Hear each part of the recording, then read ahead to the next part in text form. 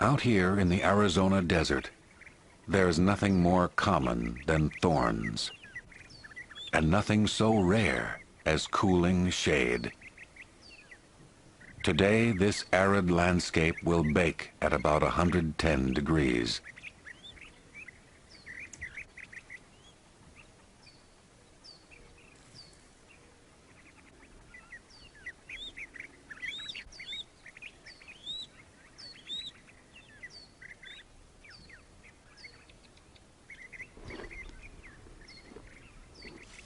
It's a harsh world for humans and wildlife alike. To survive here, the Indians of the desert had to be careful students of all the ways other creatures adapted. They chose to fletch their arrows with feathers from desert hawks. They hoped it would make the arrows fly to the target, swift and deadly as the hawk itself.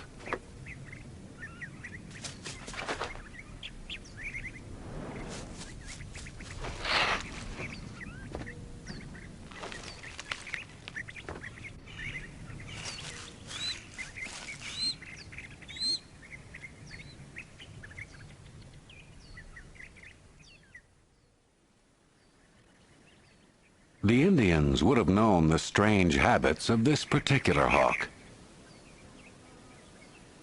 But outside observers have always thought it was a lot like other hawks. A lone hunter, fierce, independent, a desert solitaire. They were wrong. The Harris hawk contradicts all the stereotypes. Here's a hawk that likes to hang out in crowds. A hawk where several adults band together to help out around the nest. It is, in fact, a social hawk. But the strangest thing is that Harris hawks also like to gang up for the kill.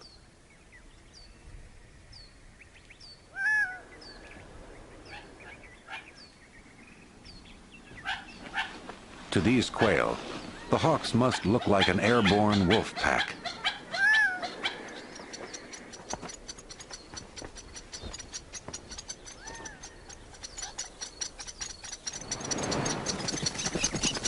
It's a twist on the old slogan, the family that prays together stays together.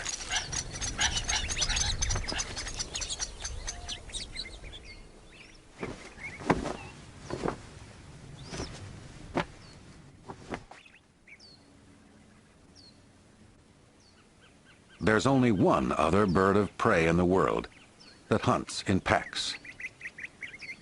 So why has the Harris hawk evolved this extraordinary group behavior here in the American Southwest? Researchers have now begun to piece together this tantalizing puzzle. Among them is a University of Arizona ornithologist named Jim Dawson. If I could choose to be a desert animal, I'd clearly be a Harris hawk. They lead such spectacular lives.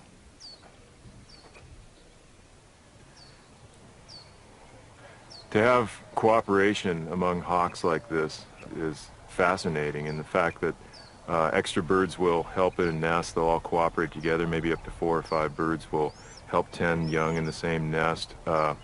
They hunt together, much like a wolf pack. All those things make the Harris hawk a really interesting bird. In the Sonoran Desert, the spiny arms of the saguaro cactus often cradle a nestful of Harris hawks, like this one.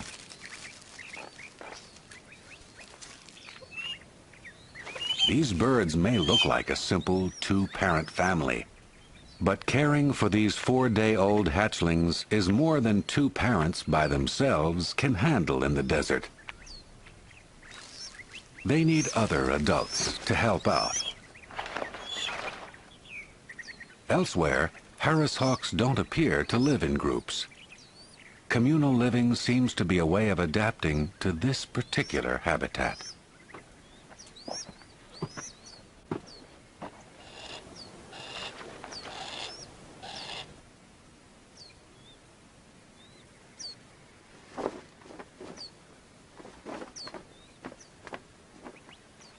A watchful hawk might seem at first to be working only for itself.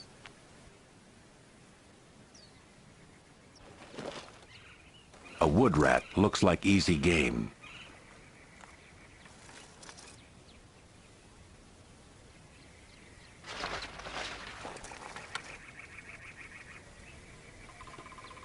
The rat has spiked the entrance of its midden with thorns to discourage predators. The Harris hawk's long legs are ideal for just this situation. But the desert is brushy and full of hiding places, so the hawk also needs help from its friends. The others watch for the getaway, while the first hawk tries to flush the quarry.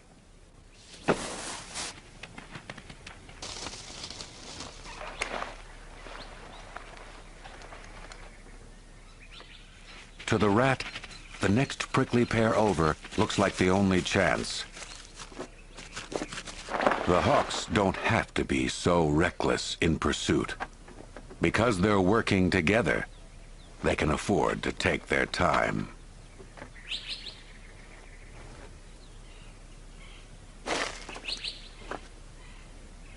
Carefully, the hawks move into position. It's a stakeout.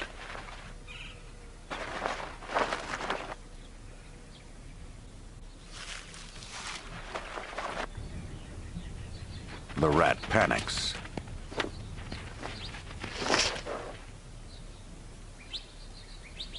And group hunting scores another small but vital triumph.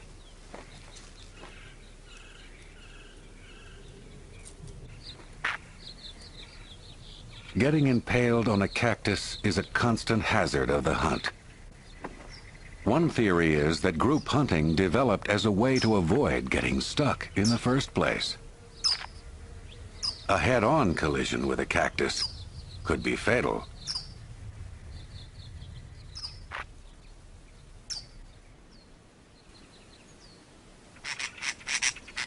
Other species are also working on strategies to survive among the thorns. For the cactus wren, the cholla is a refuge.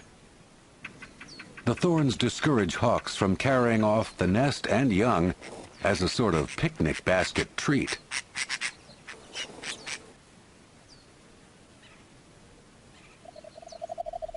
To avoid the thorns altogether, some birds nest on the open ground. The mottled coloring is camouflage.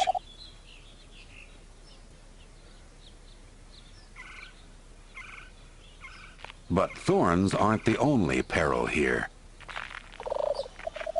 The Gila monster loves a breakfast of scrambled eggs.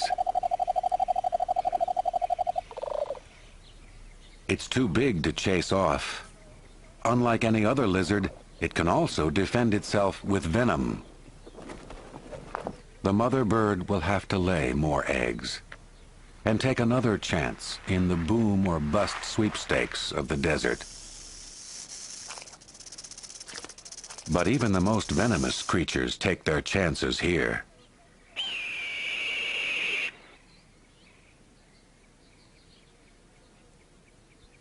Another hawk species also lives in this desert.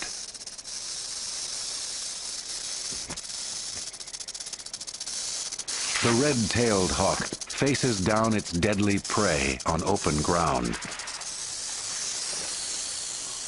A bite from the diamondback rattler could easily kill it.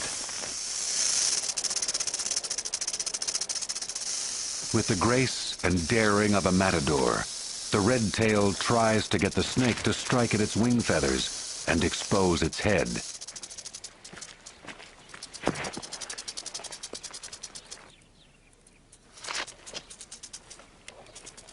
Hunting in a pack might be a safer strategy, but the red-tail is a loner.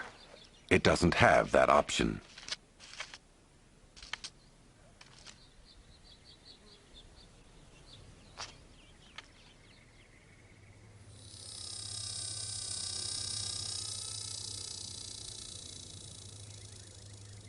Back at the Harris hawk nest, the deadliest enemy in the desert is making everyone miserable. The unrelenting heat.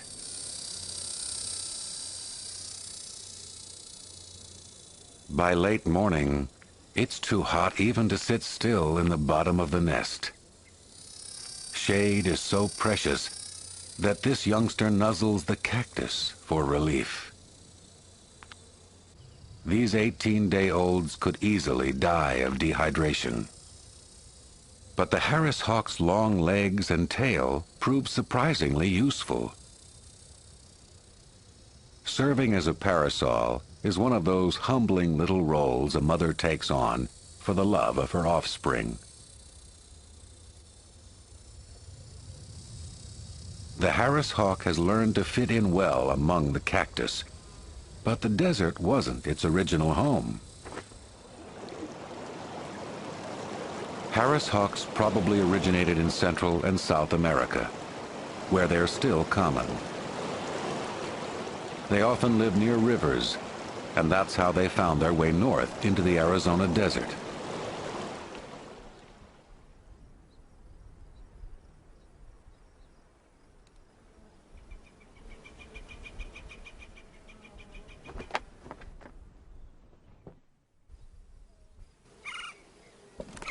As deserts go, this one is lush.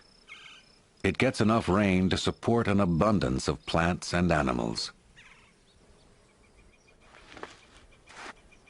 But away from the rivers, there wasn't enough water for a thirsty Harris hawk until the 1930s. That's when livestock grazing came in.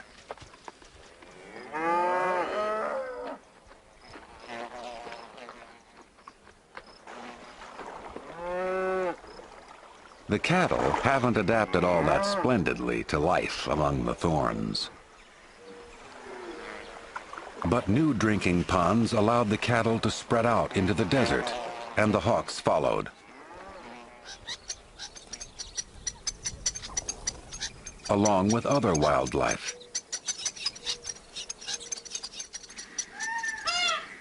Thirst brings all kinds of animals together at the cattle ponds. An uneasy meeting place for prey and predator. This may be the day the antelope jackrabbit gets eaten by a gang of hawks. But quail are easier game when a Harris hawk happens to be hunting solo.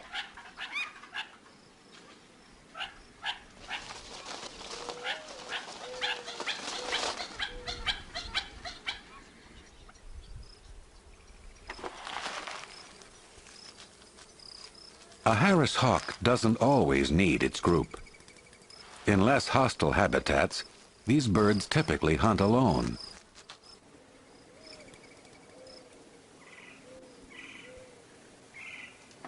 But everything about the desert drives the Harris hawks together. Researchers trying to understand all this togetherness have never known for sure how the birds in a group are related. So they couldn't answer one big question. When they live in groups, are Harris hawk couples monogamous, faithful to one mate until death? Dawson needed to capture the birds to get more precise information.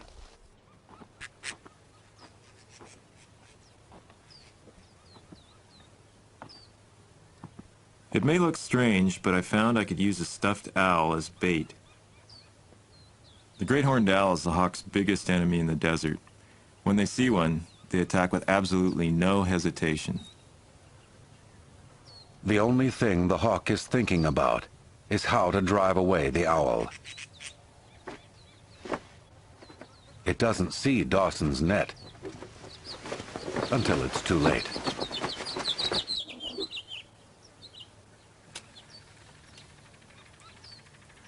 It's taken us years to develop techniques that don't stress the birds.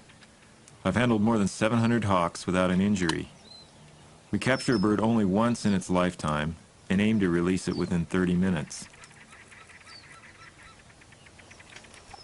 By marking them with leg bands, the research team can absolutely tell individuals apart in the field. But even this isn't enough to let Dawson prove whether or not these birds are monogamous. Immobilized in a gym sock, the bird gets a quick physical exam. From the blood sample, scientific alchemy reveals the bird's purified DNA. A geneticist made DNA fingerprints of Dawson's hawks. It's the exact technique used in human paternity disputes. So this technique was a real eye-opener in terms of who's mating with who and who's producing offspring in these groups. And as it turns out, it disproved a lot of the ideas that I had prior to this, in terms of monogamy being the dominant mating system.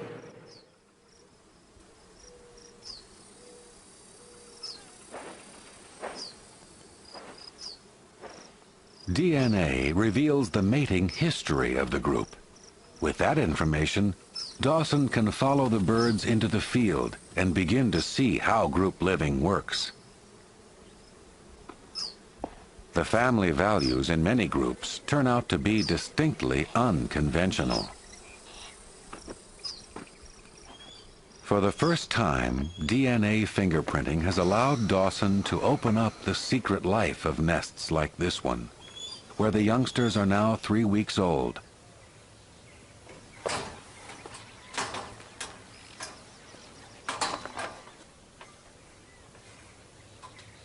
The group is vigilant.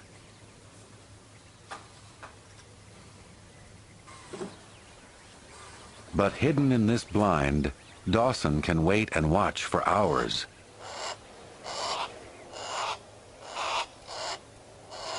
He's found that Harris hawk groups are flexible enough to try almost any mix of male and female. Some couples are, in effect, happily married and monogamous, as biologists always suspected. But on this nest, DNA fingerprinting showed that the youngsters come from 2 different mothers, sisters who mated with the same male. Other nests have 1 mother, but she mates with several males in the group. Harris hawks aren't locked into any single social system. Like human parents, they simply do whatever is necessary to raise their young in a changing world. One way the hawks adapt to the desert is by maintaining a territory. When an outsider like this trespasses, every member of the group goes on alert.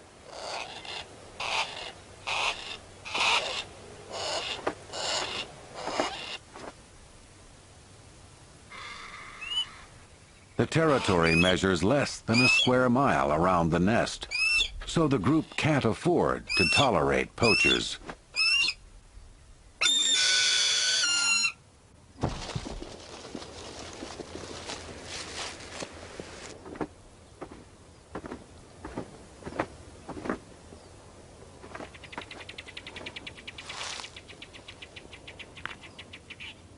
Defending their turf will ultimately determine whether the hawks in this nest will eat or be eaten.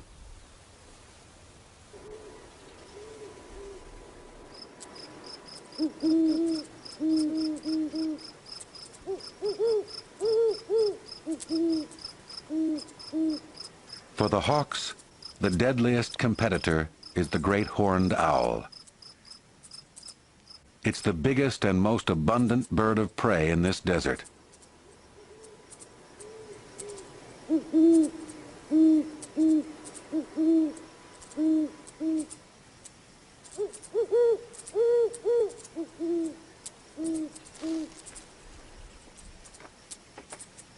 The owl covets the exact same nest sites as the hawk, in the arms of the saguaro. But by night, the competition becomes far more sinister. The owl can pluck a young Harris hawk right out of the nest and devour it.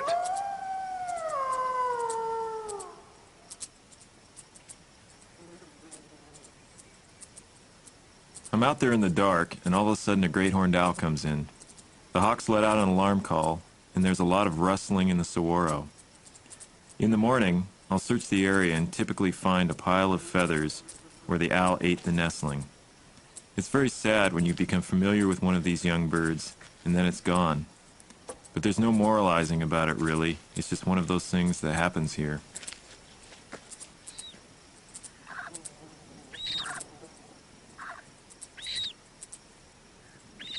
The saguaro cactus is also home to the smallest owl in the world.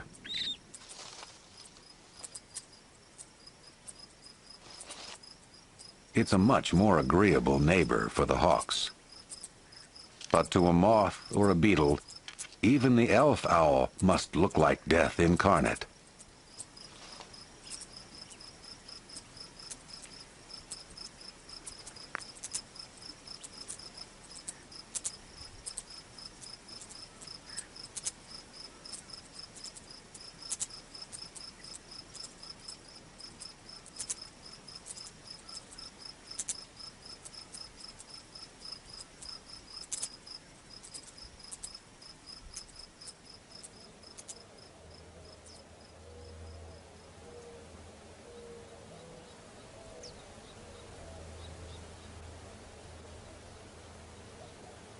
A hungry cottontail is enjoying the cool of the new morning, grazing on the desert forage.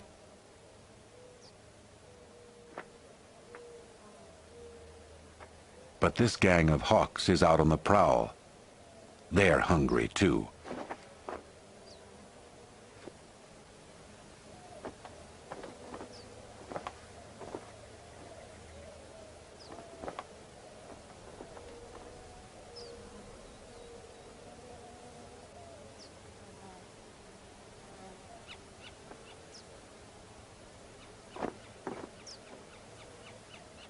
The rabbit is a brilliant escape artist.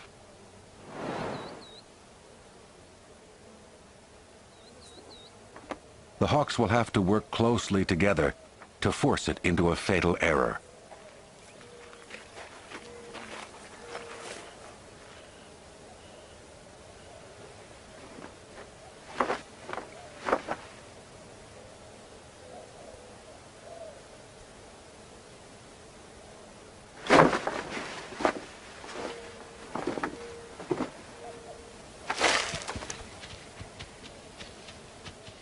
The rabbit shakes off one hawk in the brush, but the others are right there to take up the pursuit.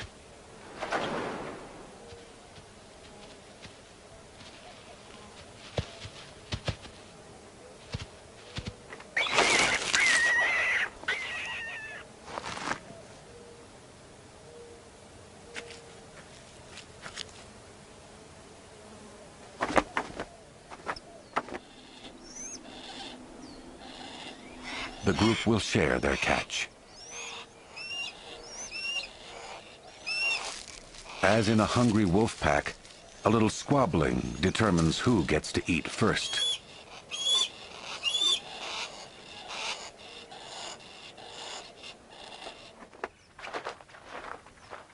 At the nest, the youngsters are 2 months old now. This giddy dance means they're ready to fly. Or anyway, wish they could. They stretch their wings, and you can almost hear one nudging the other. You go first.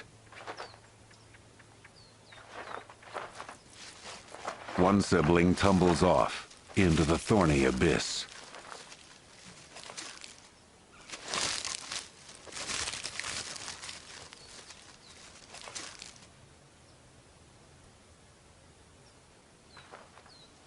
It's a struggle just to get back to the comforts of the nest.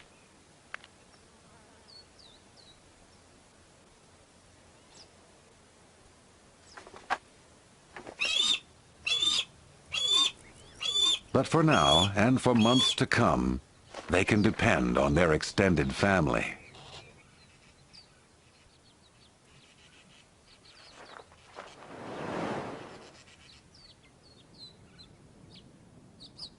The Harris hawk has adapted brilliantly to the desert. But how will it fare as the desert changes?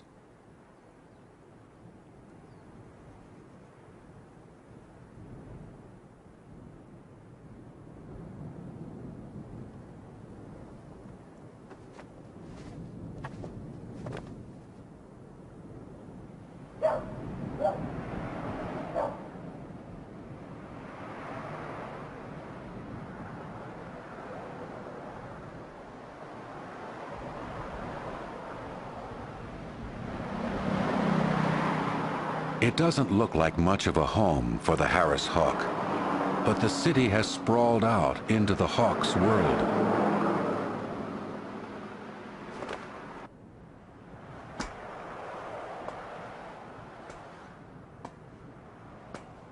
Dawson often finds himself studying his birds in unlikely places, like metropolitan Tucson. He's outfitted some of the hawks with lightweight radio transmitters. From a tall building, he can locate a bird on a lamppost 5 miles away.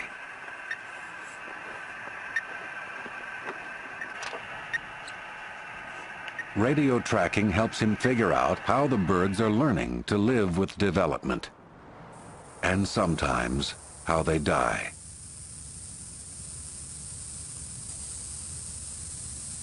In the city, birds often hunt from utility poles instead of saguaros. Electrocutions are the major cause of death.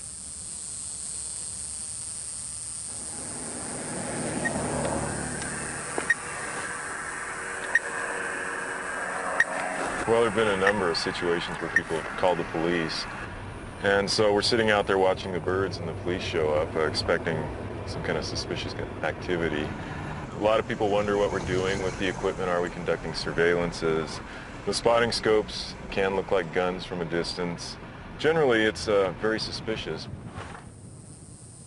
At first, people were also suspicious of the hawks. They thought these desert predators might eat their cats and dogs, the way coyotes do. But hawks stick to unpopular prey, like wood rats. People are learning to regard Harris hawks as good neighbors. The hawks let out a sound when those coyotes are coming, and I want to kiss them, because I can get all my dogs, I can get all my pets in, and I don't have to worry that anybody's gonna, be the coyote's dinner. So now it's always, and they'd always do that, sitting on the telephone pole. The hawks have a home here as long as I'm here. Hawks were very active earlier in the spring. They're on a neighbor's roof over there, sitting up on a perch in a high spot. Really? Checking, hey, what's out there, Like other neighborhood families, the hawks provide grist for gossip. Uh-huh. And we were out walking a couple of days ago, and you could see their heads going up and Oh, really? down in the nest. So I don't know if they have any babies in there or not. We think they do. We think they have young, great. small young. Yes.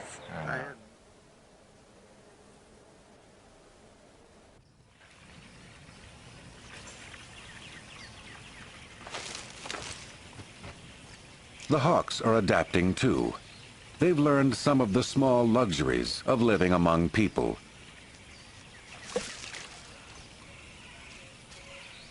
There seems to be plenty of water, and as long as patches of desert also run through the development, the hawks thrive here.